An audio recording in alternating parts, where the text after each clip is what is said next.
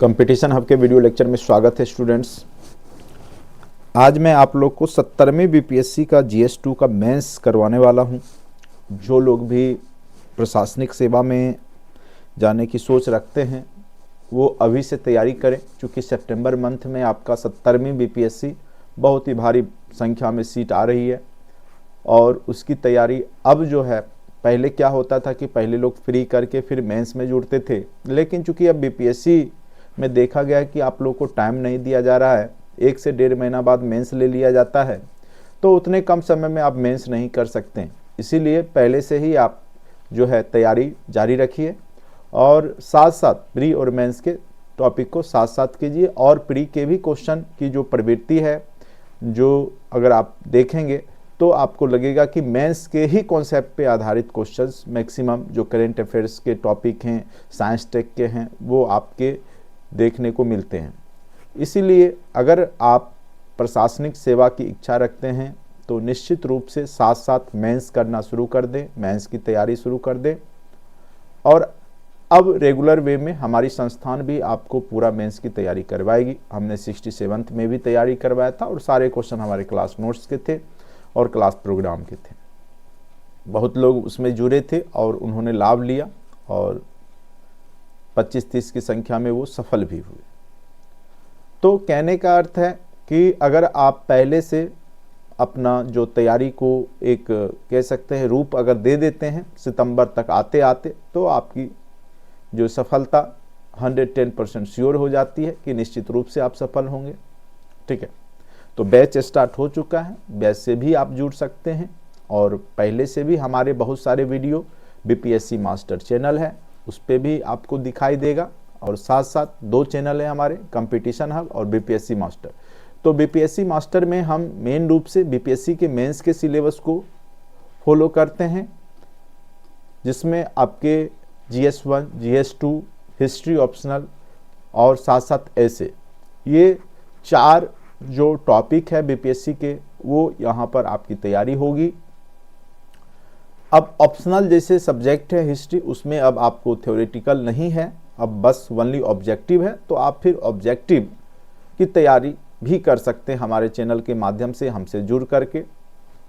Course का charge बहुत ही कम है, मिनिमम कॉस्ट है मात्र 2499 रुपीज़ है। और इसमें आपको हम प्री मेंस इंटरव्यू तक आपके साथ रहेंगे और हर एक टॉपिक पे, हर एक बिंदु पे आपको हर एक कॉन्सेप्ट दिया जाएगा कि किस प्रकार से आपको लिखना है मेंस में। चलिए, मेक इन इंडिया एक टॉपिक है जो कि GS2 में पूछे जाने की संभावना बहुत ज़्यादा होगी, GS2 के भी सेक्शन 3 में।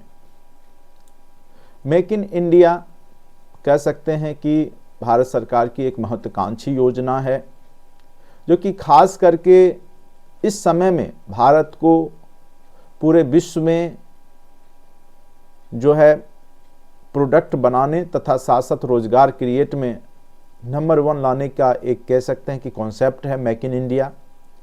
मेक इन इंडिया पहल घरेलू विनिर्माण को बढ़ावा देने और भारत को वैश्विक विनिर्माण केंद्र में बदलने के लिए 2014 में भारत सरकार द्वारा किया गया एक प्रमुख कार्यक्रम है। तो ये याद रखेंगे कि यह कार्यक्रम जो है 2014 में शुरुआत किया गया था। तो आप लोग को प्री में जैसे पूछ सकता है कि मेक इन इंडिया कार्यक्रम की शुरुआत कब हुई थी भारत सरकार के द्वारा, तो 2014 में। इसी चीज़ को जब आप मेंस में लिखते हैं तो इस तरीक़ा से आप लिख सकते हैं कि मेक इन इंडिया पहल घरेलू विनिर्माण। विनिर्माण मतलब हो गया कोई भी प्रोडक्ट आप तैयार करते हैं वो विनिर्माण के ही अधीन आता है। ठीक है, तो विनिर्माण को बढ़ावा देने और साथ साथ भारत को वैश्विक स्तर पे, जो हमारा देश पिछड़ा है विनिर्माण के क्षेत्र में, उसमें जो है इसके जो रैंक है उसका सुधार करना और साथ साथ जो वैश्विक स्तर पे जो आयात निर्यात, जो प्रोडक्ट का जो निर्यात है वो बढ़ाने के लिए भारत सरकार की एक प्रमुख कह सकते हैं कि यह कार्यक्रम है। यह अभियान मुख्य रूप से निवेश को, जो भी निवेश है, जो भी पूंजीपति वर्ग के लोग हैं वो निवेश करते हैं, तो उनको क्या हो कि हमारे देश में निवेश करना आसान हो, सुलभ हो, आसानी से वो निवेश कर सके। नवाचार यानी इनोवेटिव जो भी प्रोडक्ट है, इनोवेटिव आइडिया है, वो बढ़ा सके। कौशल विकास को समृद्ध कर सके, यानी जो यहाँ के लोग हैं उसको ट्रेंड करके, कौशल दे करके उनमें समृद्धि ला सके। बौद्धिक संपदा की रक्षा करने और श्रेणी विनिर्माण, साथ साथ अवसंरचना में सर्वोत्कृष्ट का निर्माण करने के लिए लाया गया है। यानी आप कह सकते हैं कि मेक इन इंडिया भारत को इन तमाम जो भी पॉइंट है उसमें आगे बढ़ाने के प्रयास करने के लिए लाया गया है। खास करके कि भारत में निवेश ज़्यादा हो, विदेशी जो भी पूंजीपति वर्ग के लोग हैं वो भारत में निवेश ज़्यादा से ज़्यादा करें, यहाँ के लोगों का कौशल विकास हो, यहाँ का जो इंटेलेक्चुअल प्रॉपर्टी है उसमें वृद्धि हो, तकनीकी रूप से भारत आगे बढ़े। तो ये सब मेन उद्देश्य इस जो मेक इन इंडिया पहल है उसका है। ठीक है, अब देखिए जब हम मेंस लिखते हैं, साथ साथ नोट्स आपको क्लास में जब आप जोड़ते हैं तो पीडीएफ के फॉर्मेट में हर एक नोट्स आपको मिल जाएगा, और ये आपको हैंड रिटन और टाइपिंग दोनों में मिलेगा। चूँकि हैंड रिटन में इसलिए देता हूँ कि आपको पता चले कि कहाँ पे पैराग्राफ छोड़ना है, किस प्रकार से पैराग्राफ को लिखना है, कि जो कॉपी चेकर है उसको पढ़ने में आसानी हो और आपको ज़्यादा से ज़्यादा अच्छे अंक मिल सके। ठीक है, इसका मेन उद्देश्य यही होता है। जब यही चीज़ मैं टाइपिंग करवा देता हूं तो उसमें आप पैराग्राफ का थोड़ा सा डिफरेंस हो जाता है, इसीलिए आपको हैंड रिटन नोट्स भी साथ साथ दिए जाएंगे, जिससे कि और ये स्पष्ट लिखा हुआ, कहीं कोई इसमें एरर नहीं होगा। ठीक है, अच्छे से आपको समझ में आएगा और किस तरीका से लिखना है ये भी आपको पता चलेगा। उद्देश्य क्या है? विनिर्माण क्षेत्र की विकास दर को बढ़ाकर 12 से 14 प्रति वर्ष करना। ठीक है, तो विनिर्माण जो भी प्रोडक्ट तैयार करने वाला जो क्षेत्र है उसके विकास दर जो कि कम है अभी, उसको 12 से 14% तक जो है वृद्धि करने का लक्ष्य है आपका।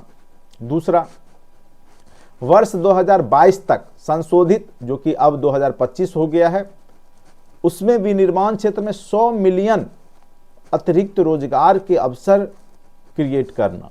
यानी 100 मिलियन रोजगार जो है बढ़ाने की बात की जा रही है। अभी भारत में मेक इन इंडिया लॉन्च तो हो गया, ठीक है, मेक इन इंडिया, लेकिन देखा गया कि रोजगार क्रिएशन के स्तर पर उतनी वृद्धि नहीं हुई। तो उसके लिए 2025 तक अब लक्ष्य रखा गया है कि रोजगार के अवसर कैसे क्रिएट हों, खास करके एमएसएमई के क्षेत्र में, जो माइक्रो स्केल जो उद्योग है, लघु उद्योग, उसमें रोजगार कैसे क्रिएट हो, उस पे सरकार को अब विशेष ध्यान दिया जा रहा है सरकार के द्वारा। वर्ष 2025 तक सकल घरेलू उत्पाद में विनिर्माण क्षेत्र का योगदान 25% तक बढ़ाना है। अभी 20% के आसपास है। ठीक है, 20-21 चलते रहता है विनिर्माण का क्षेत्र जीडीपी में। सबसे ज़्यादा योगदान अभी सेवा क्षेत्र का लगभग रहता है 60% के आसपास, और कृषि का 18, 19, 20 यही 3 रेंज में रहता है। तो अगर ये 25% हो जाता है तो स्वाभाविक है कि कृषि के क्षेत्र में कम विकास होगा, और कृषि के क्षेत्र में जितना कम विकास हो उतना ही देश विकसित होता है। सबसे ज़्यादा विकास सेवा क्षेत्र और विनिर्माण क्षेत्र का योगदान अगर बढ़ता है तो वह देश विकसित अवस्था की ओर जाता है।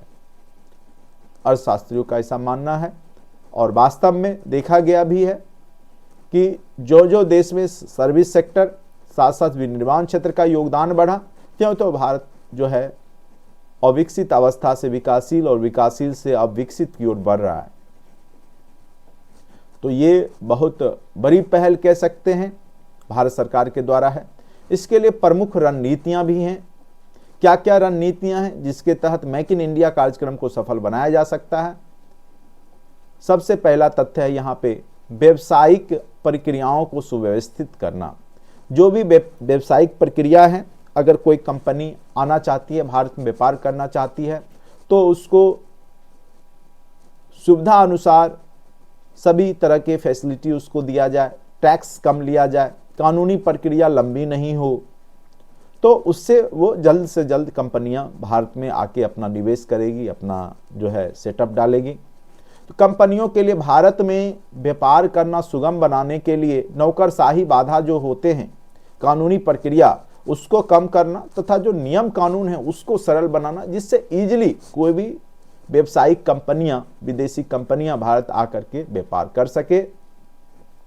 उसके बाद इंफ्रास्ट्रक्चर, जो अवसंरचना है, चाहे कह सकते हैं कि सड़क है, बिजली है, साथ साथ मकान है, बड़े बड़े बिल्डिंग्स हैं, अपार्टमेंट्स हैं, ठीक है, उसके लिए जो अवसंरचना की आवश्यकता है, सड़क का, रेलवे का, बिजली का, ये सब को तेजी से उस क्षेत्र में जहाँ पे इंडस्ट्रीज स्थापित किया जाएगा, स्पेशल इकोनॉमिक जोन जो कि चाइना से आया है कॉन्सेप्ट, उस तरीका से बनाया जाए जिससे कि वहाँ पे कंपनी को वो सब सारी सुविधाएं मिले, जिससे कि वह इजीली जो है भारत में व्यापार कर सके। तो अवसंरचना का विकास करना, उद्योगों के लिए विश्वसनीय एवं सक्षम अवसंरचना प्रदान करने के लिए बंदरगाह हो, ठीक है, बंदरगाह हो, जो बंदरगाह होते हैं पोर्ट, उसकी सुविधा होनी चाहिए, सड़कें अच्छी होनी चाहिए, रेलवे से जुड़ाव कनेक्टिविटी होनी चाहिए, बिजली भी वहाँ पे 24 घंटा मिलना चाहिए। इस तरह का जो व्यवस्था है वो अवसंरचना विकास के तहत कहलाता है,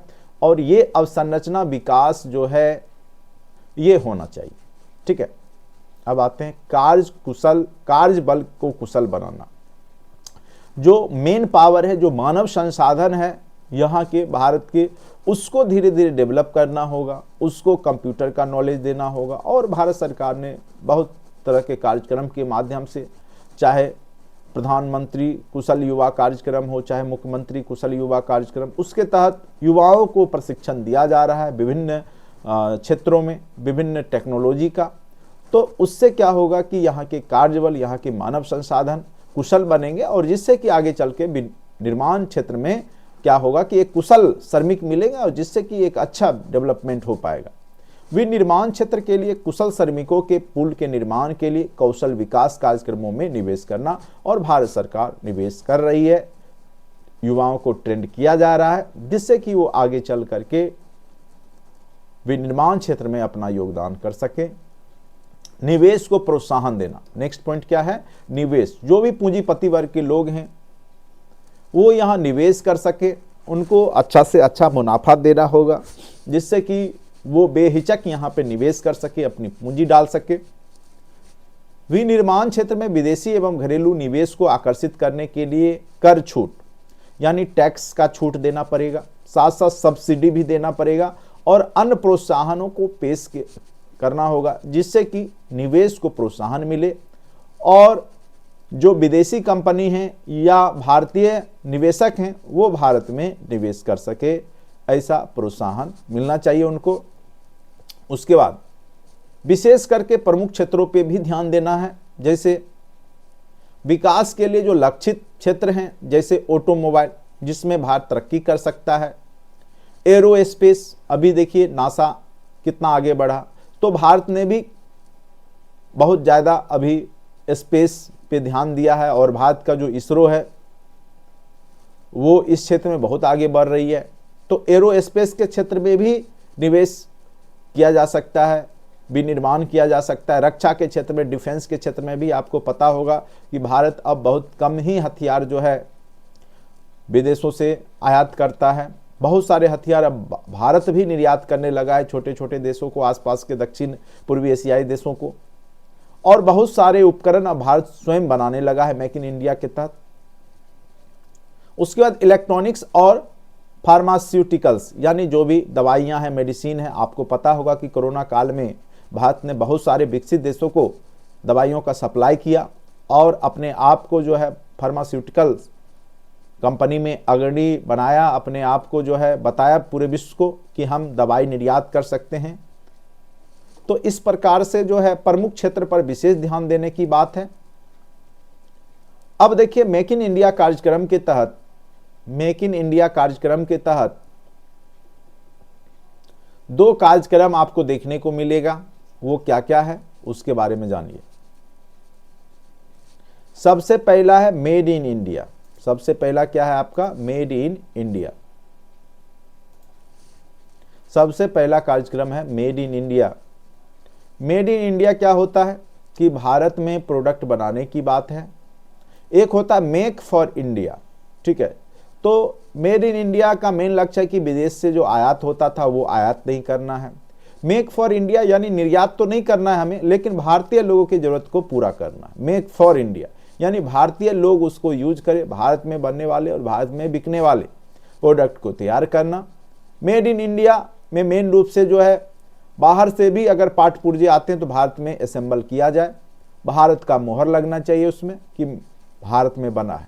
लेकिन देखा जाए तो बहुत सारे पार्ट्स हैं उसके जो मशीन के डिवाइस के आते हैं वो विदेशों से बन के आते हैं, भारत में असेंबलिंग किया जाता है। तो वही चीज़ है made in India, make for India. ठीक है, मेक फॉर इंडिया में केवल भारतीय लोगों के लिए उपभोग की वस्तु बनाई जाती है, और मेड इन इंडिया में जो है आयात निर्यात दोनों पर्पज से बनाया जाता है। और देखिए यहाँ पे क्या लिखा हुआ है मेड इन इंडिया के बारे में।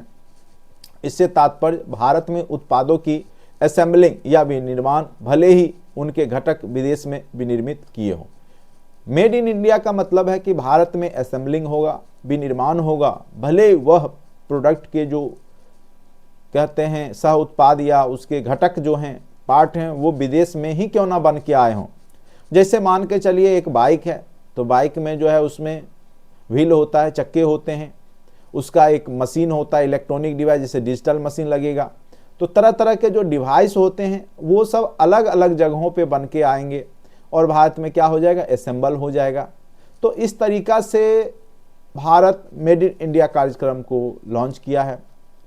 अब मेक फॉर इंडिया है, इससे तात्पर्य उत्पादों के उत्पादन से है, यानी जो उत्पाद होंगे वो भारत में ही उपभोग किया जाना, यानी विदेशी धरती पे उसका उपभोग नहीं होगा या उसका यूज नहीं होता है। तो भारतीय घरेलू बाजार को विनिर्माण के क्षेत्र में ध्यान केंद्रित करते हुए जो भारतीय लोगों की नीड है, आवश्यकता है, उसको पूर्ति करने के लिए यह मेक फॉर इंडिया कॉन्सेप्ट आया है। यानी जो उत्पाद है हम लोग स्वयं यूज करते हैं, हमारी बेसिक नीड है वो, तो हम खुद ही उसको तैयार करें और खुद ही अपने ही बाजार में बेचें, विदेश में आपको बेचना नहीं है। बहुत सारे प्रोडक्ट ऐसे हैं कि विदेश में आप भेज नहीं सकते या बेच नहीं सकते, क्योंकि वहाँ ऑलरेडी आपसे ज़्यादा डेवलपमेंट हो चुका है उस फील्ड में, उस प्रोडक्ट के मामले में। तो हम अपने देश के ही लोगों के लिए जो विदेशों से आयात होता था वो ना हो, अपने घरेलू उत्पाद जो है हम अपने लोगों के लिए बना लें, वही मेक फॉर इंडिया कॉन्सेप्ट है। तो यहाँ पे मेक इन इंडिया के तहत दो मेड इन इंडिया और मेक फॉर इंडिया दो कॉन्सेप्ट यहाँ पे आया मेक इन इंडिया के तहत, एक मेड इन इंडिया, एक मेक फॉर इंडिया। चलिए अब देखिए इसका परिणाम क्या हुआ। देखिए जब भी हम मेंस में लिखते हैं तो सबसे पहले उसके कारण, परिणाम, लक्ष्य सबको लिखते हैं। देखिए आप यहाँ पे जब मेंस का जो अच्छे से आप देखिए तो हमने देखिए कैसे लिखा है। जो भी लोग हैं जो भी मेंस पढ़ना चाहे, सबसे पहले हम मेक इन इंडिया पहल क्या है उसके बारे में बताया, फिर उसके उद्देश्य को हमने बताया, फिर उसके लिए रणनीतियां को बताया हमने, ठीक है। उसके फिर हमने कार्यक्रम के बारे में बताया, उसके बाद उसके परिणाम के बारे में बता रहा हूं कि क्या परिणाम हुए। तो इस तरीका से मेंस में आंसर राइटिंग लिखा जाता है और आपके पास जो टाइमिंग मिलता है वो आपको 18 मिनट, ठीक है, मैक्सिमम जो बड़े क्वेश्चन है उसमें आप लगाते हैं तो उसमें आपको लिखना होता है, ठीक है।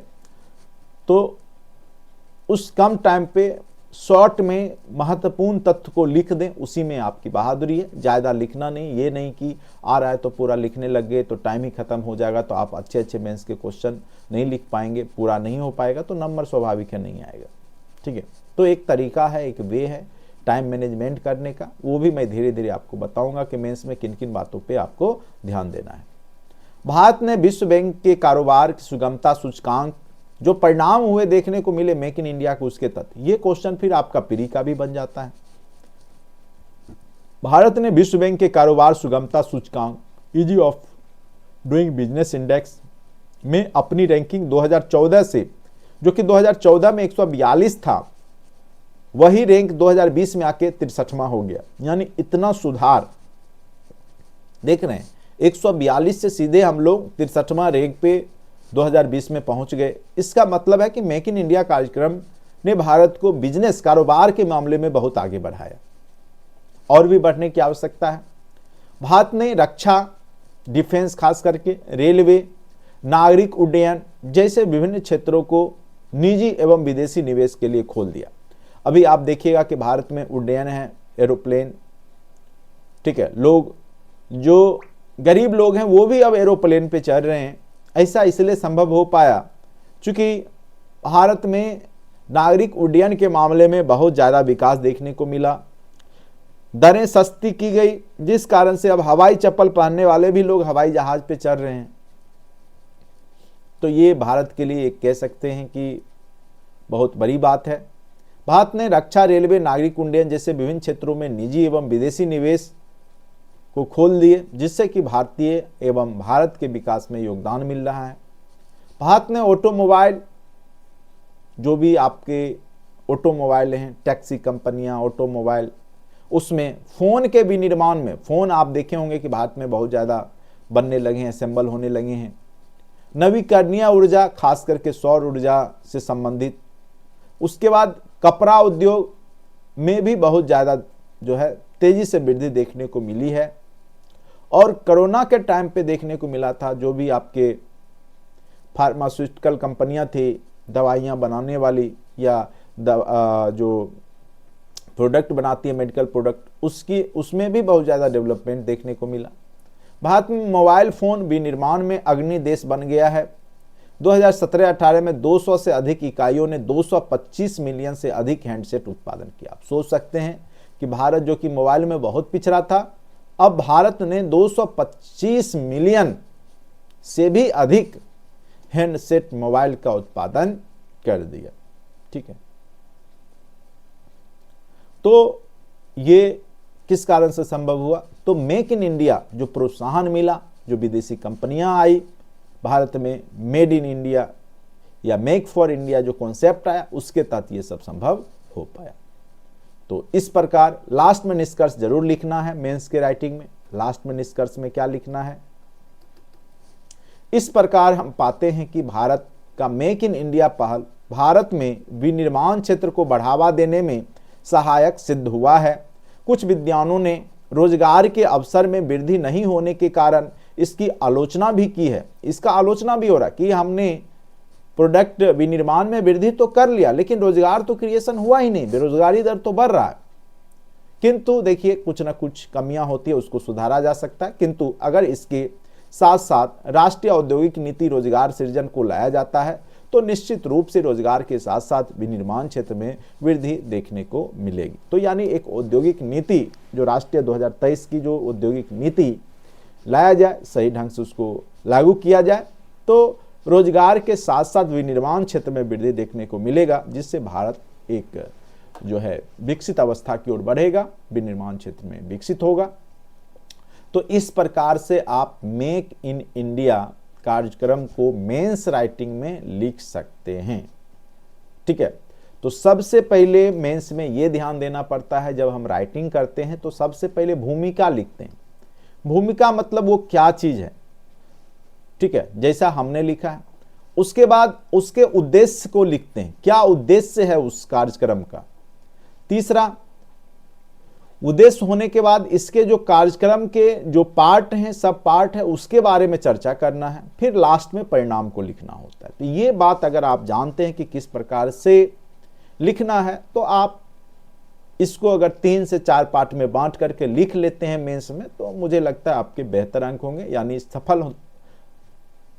सफल आप इजीली हो जाइएगा। सफलता के लिए इस तरीका से लिखना बहुत जरूरी होता है। अच्छे मार्क्स तभी आते हैं जब आप ढंग से कॉन्सेप्ट वाइज, जिस प्रकार से भूमिका हो गया, उद्देश्य के स्तर पे, परिणाम के स्तर पे लिखते हैं निष्कर्ष, तो आपके अच्छे मार्क्स दिए जाते हैं। ठीक है, छोटा सा टॉपिक था। धीरे धीरे हम लोग 70वीं बीपीएससी की तैयारी जो है आगे करेंगे और निश्चित रूप से आप भरोसा रखें कि आप सफल होंगे। ठीक है, प्री में ही अब आपका जो कह सकते हैं, जब आप मेंस पढ़ेंगे तो ही उसके साथ साथ आपकी प्री की भी तैयारी इसी में होते रहेगी, क्योंकि अब जो प्रशासनिक सेवा के जो प्रश्न हैं वो मेंस आधारित प्रश्न पूछे जाते हैं। ठीक है, जैसे इसी में पूछ देगा कि विनिर्माण क्षेत्र में कितने प्रतिवर्ष लक्ष्य रखा गया है विकास दर को वृद्धि का, तो 12 से 14%। अभी कितना योगदान है जीडीपी में विनिर्माण क्षेत्र का, ठीक है, या 2025 तक कितना लक्ष्य रखा गया है विनिर्माण क्षेत्र में योगदान करने का। तो इस तरीका के क्वेश्चन आपके प्री में भी पूछे जाते हैं, ठीक है, डाटाबेस, ठीक है, डाटा आधारित। तो जब आप मेंस की पढ़ाई करेंगे, पूछ सकता है कि अभी भारत का रैंक जो है सुगमता सूचकांक में कितना है, तो ये 2020 का इससे डाटा है, तो 63 के ही आसपास होगा, कम ही गया होगा, 63 से घटा ही होगा, 61-62 होगा। तो एक अंदाजा भी आप लगा लेते हैं जब आप मेंस पढ़े रहते हैं तो इंडेक्स रैंकिंग में, ठीक है। तो चूंकि ये सब की चर्चा हो चुकी है, ठीक है, तो ऐसा नहीं होता है कि आपको सारा क्वेश्चन आता ही होगा, कुछ क्वेश्चन जो है आप तर्क पे भी निकाल लेते हैं, ठीक है, और आपका सही होता है और उस पर भी रिजल्ट आपका बनता है। तो ये थे आपके छोटे से टॉपिक मेक इन इंडिया, ठीक है। अब हम लोग का एक नया बैच जो है बीपीएससी टीआरई 3.0 के लिए भी स्टार्ट हो चुका है। उसके तहत हम लोग जो है टीआरई 3 के जो भी 11-12 के हों, 1 to 5 हों, मेन रूप से तो सीट 1 to 5 में आने वाला है, कम से कम 50,000 के आसपास, जो कि एक फिर से अपॉर्चुनिटी मिलेगा, गोल्डन चांस मिलेगा। 6 to 8 और 9 to 12, ठीक है, सब में कुछ ना कुछ सीट आएंगे। तो कुल मिला के फिर मुझे लगता है कि 70 से 80 हज़ार सीट आने वाले हैं, ठीक है, 70 से 80 हज़ार सीट फिर आने वाले हैं। तो जो लोग जुड़ना चाहते हैं जुड़ जाएं, और निश्चित रूप से आएगा, आप परेशान ना हो जिनका नहीं हुआ है, बशर्ते आपको अपनी कमियों को सुधारना होगा, क्या कमी रह गई है उसको देखना चाहिए आपको, ठीक है, ना कि आरोप प्रत्यारोप लगाने से कुछ नहीं होगा। आपको पता है कि कुछ कमियां आप में रही है, अगर वह कमियां नहीं करते तो शायद आप सफल हो जाते। और जितने भी लोग जुड़े थे लगभग 60 to 70% लोग सफल हो चुके हैं, बहुत कम ही लोग हैं जिनका नहीं हो पाया है। तो परेशान भी नहीं होना है, वो भी जान रहे कि क्यों नहीं हो पाया, 2-4 नंबर से छूट गया, पढ़ाई किए लेकिन कुछ क्वेश्चन आता हुआ मिस हो गया, वह मार्क कलर करने में मिस कर दिए। बहुत सारी समस्याएं होती है जब आप बैठते हैं एग्जाम में, तो कुछ ना कुछ कारण रहा ही होगा आपके एग्जाम में विफलता का, तो उसको आप लोग दूर कीजिए, ठीक है, उसको आप लोग दूर कर लेते हैं तो निश्चित रूप से आप सफल होंगे। और साथ साथ एक स्वस्थ क्षमता परीक्षा जो आने वाला है टीचर के लिए, ठीक है, उसका भी बैच बहुत जल्द स्टार्ट हो जाएगा, जिससे कि उन तमाम शिक्षक जो कि पहले से नियोजित हैं उनको आगे बढ़ने का मौका मिल जाएगा। किस तरह के क्वेश्चन पूछे जाएंगे, किस तरीका का सेट होगा, ठीक है, इजी क्वेश्चन ही रहेंगे, कितना कट ऑफ लाना पड़ेगा, कितने मार्क्स लाने पड़ेंगे, कैसे सफलता मिलेगी, सबकी चर्चा जो है उस क्लास में एक क्षमता परीक्षा का एक अलग ही अपना बैच होगा तो उसमें किया जाएगा, ठीक है। तो जो भी आसपास के आपके लोग हैं स्वस्थ क्षमता परीक्षा की तैयारी करना चाहते हैं, या बीपीएससी टीआरई 3.0 की तैयारी करना चाहते हैं, या फिर बीपीएससी 70वीं की तैयारी करना चाहते हैं, प्री मेंस इंटरव्यू तीनों कंबाइंड रूप से, तो वो भी हमारे क्लास से जुड़ सकते हैं। इस वीडियो लेक्चर में इतना ही।